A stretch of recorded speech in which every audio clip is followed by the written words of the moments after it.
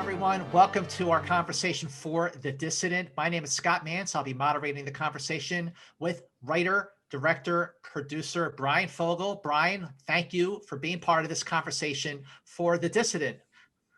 Good to be talking with you, and thanks for taking the time.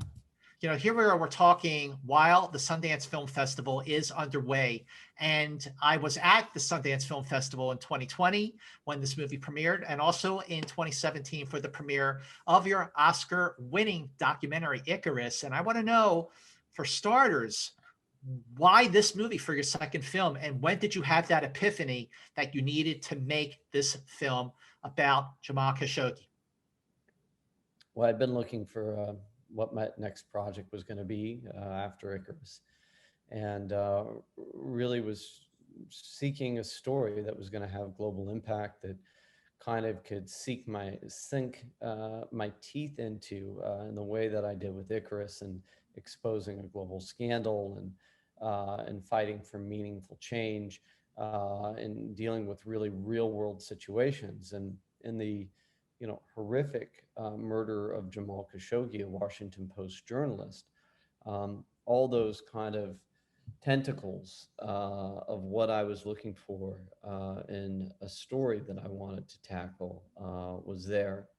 And really in mid-October 2018, as the world was learning that Jamal did in fact die inside that consulate, I began what was the process of seeing if I would be able to meaningfully get access to be able to tell this story outside of what would be an archival news story, but rather a cinematic kind of real-time unfolding feature thriller. Now, at what point did you start? I mean, where did you start, and what was your initial goal, and how did that goal change, especially when you started doing interviews? My goal from the outset was I saw Jamal being falsely portrayed in media as a Muslim Brotherhood, as an ISIS sympathizer, a friend of bin Laden, and here was a guy who was a moderate journalist, a moderate thinker, educated in the United States, fluent in English, writing for the Washington Post, essentially for advocating for change in his country, not a revolution, not a takeover of the monarchy, but just for human rights and freedom of press, and women's rights, and things that so many of us in the West just take for granted.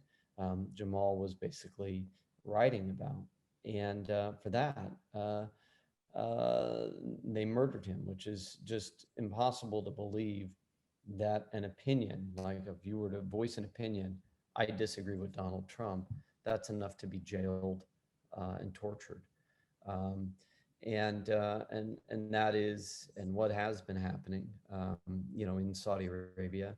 And as I got to learn the story more, grew close to Omar Abdulaziz, a Saudi dissident living in self-exile, his fiancee Hatice Cengiz, who truly is the emotional connection to the film, while Omar really serves as the protagonist. I found myself, and to this day, caring more, wanting to do more, and as the film took hold, and I began on this journey of crafting this film, I also found myself as an activist. Now, in terms of interviewing Jamal's fiance and Omar in Canada, how did you get them? How did you earn their trust? How long did it take for them to say yes to sitting down to do an interview for you for The Dissident? I was in contact with Hatice basically just a month after Jamal's murder. At the time, she was not interested in participating. But I approached her from a place of friendship, and I just told her, I said, look, I know that whatever it is you're going through right now, you probably can't digest. I can't digest. I can't even, begin to understand what it is that you're going through. But if you let me in, I'm going to do everything that I can to try to protect you, to try to protect Jamal and your story, and that I'm not here for, for a day or a week or a month, but I'm here to work with you for as long as you need me to be. And that, over the next couple months, there was just a tremendous amount of trust built. And I think of Atija as a sister at this point. I'm still in communication with her, every day, 2 years in. And same with Omar. With Omar, in the initial about 5-6 months of filming, we would leave him the camera cards every day after we shot with him, because he wasn't ready to participate. And I just said, look, this is your life, and I know how serious this is, and I know that you wake up every day not only wondering whether or not your life is in jeopardy, but also what's happening in your country, and that your brothers and friends are in prison. And if you, get to a place that you go, hey, I want to make sure my story's told, then you give me back those camera cards. And 6 months into working together, Omar gave us back the camera cards. And we built extraordinary trust with the Turkish government as well. And so, so what's in the film? Well, I think a lot of people might know the peripheral story of the murder of Jamal Khashoggi. Journalist walks into a consulate and is murdered and cut apart with a bone saw. They don't know the why. They don't know the intricacies of it. They don't know the aftermath. They don't know the thriller inside that story, the evidence, what happened, and also the takeaway from that, and who was so impacted through Jamal's murder. And this story is, I think, very alive and well today, as Biden takes office and is, seeking meaningful change and action and justice for Jamal. Yeah, this the film has definitely become, I would say, so much more relevant over 2020, and for so many reasons. But before I get to that, I want to ask about, I too just thought of the peripheral understanding of his murder, and just 14 months after that happened, to see the first cut of this film at Sundance, I was couldn't believe the how deep it got and how much detail you had. And I just want to know, how did you go about your research, and how did the film start to take shape as that research happened, the more you learned about the cover up? Well, actually, I don't know if you've seen the film since Sundance, if you Oh saw it yeah, again. yeah. I saw it the other day, and I saw a completely different film. We went back and did substantial work, and that's the nature of getting a notice from a film festival that you're going to be in. All of a sudden have 6 weeks to finish a film, and it's not necessarily the sufficient amount of time, but you really need to finish that film. And so we did everything we could to do our best at Sundance to be ready, but I didn't receive the transcript from Turkey until a month ahead of Sundance. And so after Sundance, we literally went back and spent 6 months refining the film, bringing that transcript to life, honing in on further graphics, refining graphics, sound, music. And so I was grateful to be able to have the time to do that. But as you go on this journey, you're not only learning, it's just you're in these people's lives, and where the film ends right now is where things stand as of today. So while the film, I guess we finished shooting it really about a year ago. Here as I speak to you, the issues at the end of that of the Dissident are every bit as relevant today, if not more so, with Biden taking office than they are at the close of the film. You must have shot so much in terms of interviews, especially as the research went on. The more information you got, the more material you got. So my question is, how much did you actually shoot? How did you get it to a roughly 2-hour running time, and make sure that you hit all the important beats? Well, I think that's all in the crafting of what ultimately, becomes the film. And I have a wonderful creative team, Mark Monroe, who worked with me on Icarus, who's an extraordinary writer. And Mark is really, really good at narrowing down what we call a beat sheet, a story map. And so as you're shooting, we're shooting hundreds of hours and it's just on and on and on. I'm sending footage back to LA. I'm updating Mark and my creative team every day about what I shot and what happened in that interview or what happened here in this verite and this and I have a research team, researching and an archival team and a team of translators. And then you start building what is the core of the story? What are the important moments? Mhm. What is it that you have to have? And then from there, you start figuring out beat by beat. Okay, there's the story of the bees and the flies. How are we going to tell that story?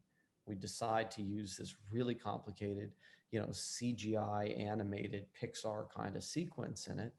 And that took us 7, 8 months and a couple hundred animators to build.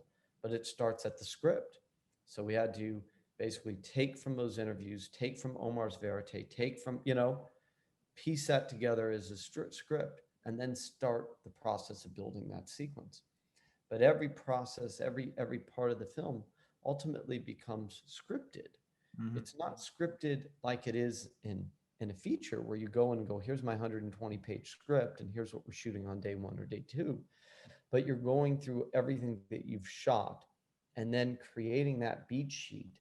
And from that beat sheet, you're building the script. So you're going, okay, we know we want a moment of the Saudi royal family explainer, right? Who they are, how they got power, what they do, who's in charge, right?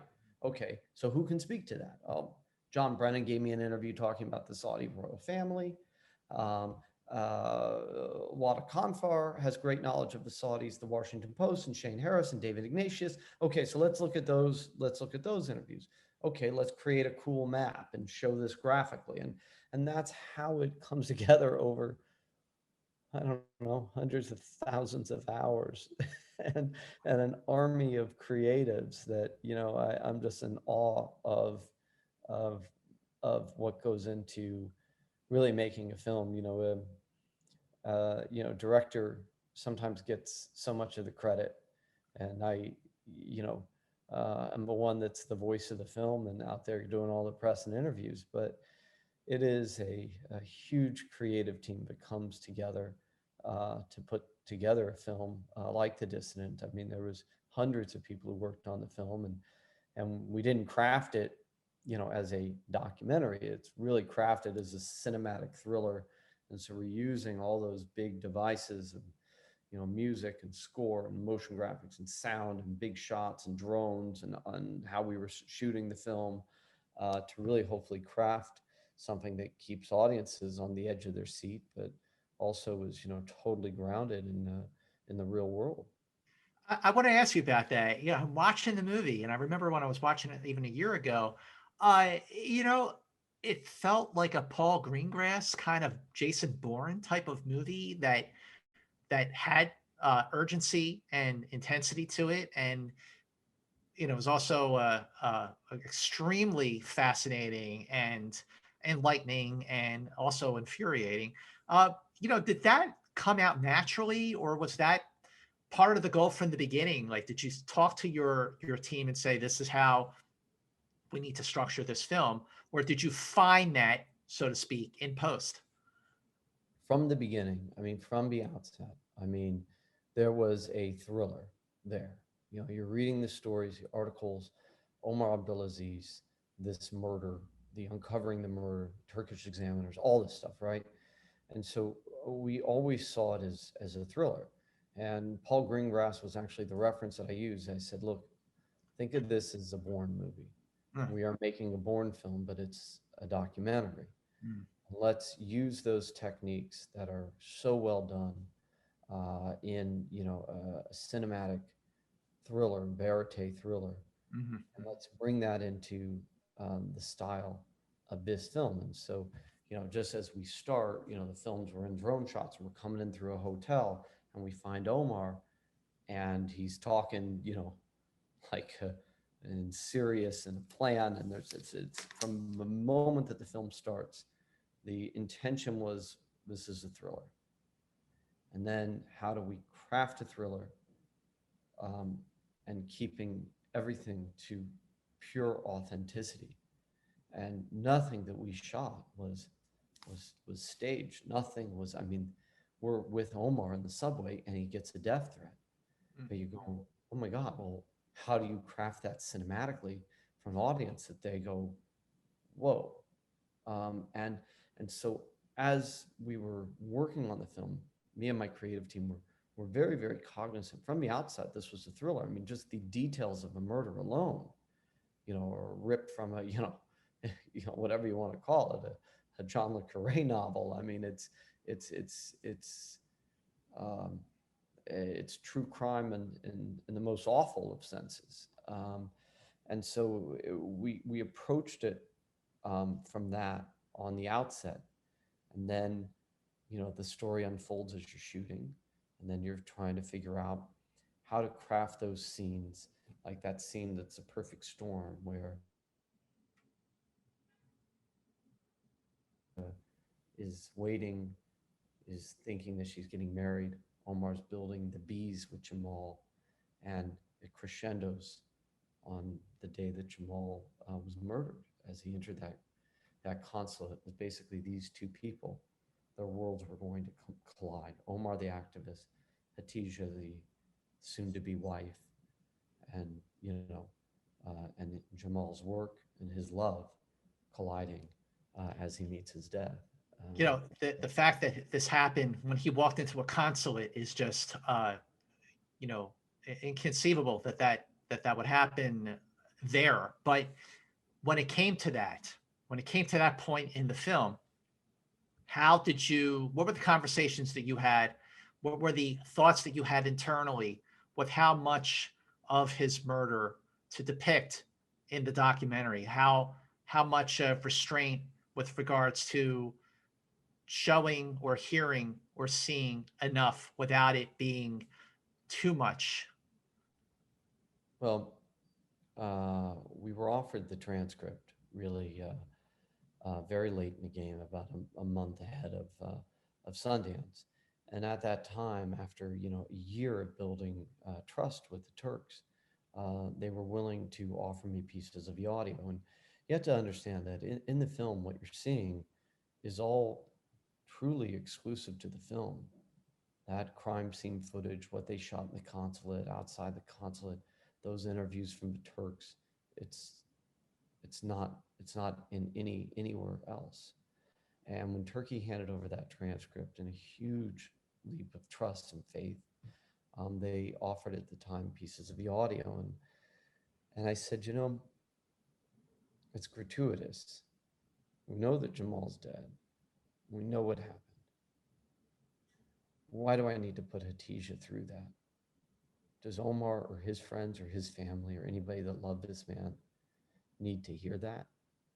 Does that change the brutal nature of this crime to hear him being murdered?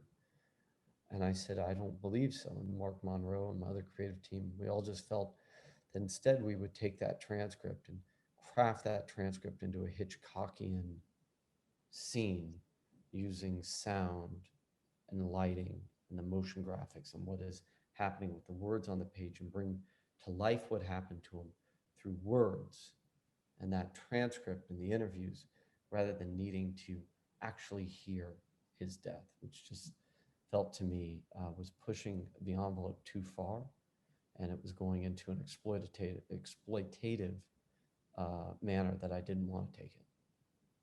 Well, if there was ever a film that absolutely needed to be seen by as many people as possible, it is The Dissident. This is essential, urgent viewing, and definitely one of the most, if not the most important film of the year. Bryan, thank you so much for this conversation, and absolutely for making The Dissident. Thank you so much. Thank you, Scott. I really appreciate it. I'm really optimistic a lot of people will see it. It's on VOD. And I know it's on all the, screener platforms as well. And just hope people will see it and want to do something, because change comes from all of us as individuals, and then we come together and we have impact. And I think in the case of Jamal's murder, this story is so far from over. And I think with Biden taking office, there's a real possibility here for some really meaningful change. And so I'm optimistic that creative community will gather around this film and want to seek justice for Jamal. Absolutely. See the film and go to thedissident.com to find out more of what you can do. Thank you again, Jason, so much. And please continue to stay safe.